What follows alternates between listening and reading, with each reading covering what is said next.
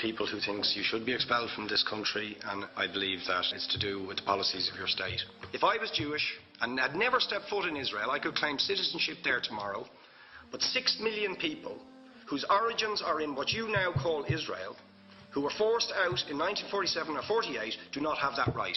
Isn't that part of the reason why the Palestinians are in dispute with Israelis? Because you deny them the right to return to their homes and to their land and to their villages, and that they have a legitimate claim, even under international law, to return, but you deny them that right.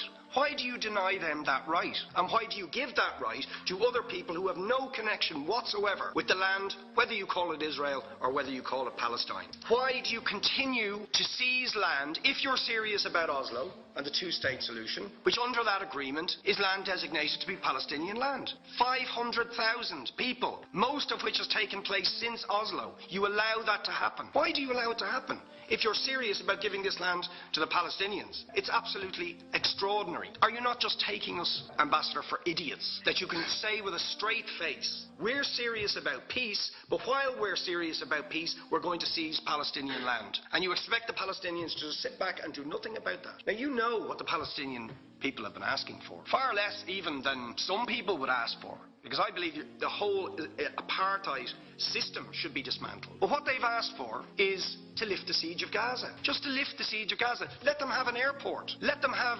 ports. Let them not be dictated to by a government for whom they do not vote as to what can go in and out of their territories, whether they will have power, whether they will have clean water, whether they will have medicine. What makes you think you're allowed to have nuclear weapons and the fourth biggest army in the world and visit destruction on the people of Gaza, but they have no right to defend themselves? They have no territorial sovereignty over that land. Could you ask questions, please? How do you justify that? Yeah. All right. How do you justify those double standards? Very lastly, Ambassador, people like Bishop Tutu, Nelson Mandela, and I would certainly describe your state as a apartheid state, with different laws for people depending on their race or religion. For example, at checkpoints going into the West Bank, there's a channel if you're Israeli or European, and there's a channel if you're Arab. Just because you're Arab. If you came into Dáil Éireann and they stopped you and said, "Are you Jewish?" "Oh no, sir, you can't come in through the same entrance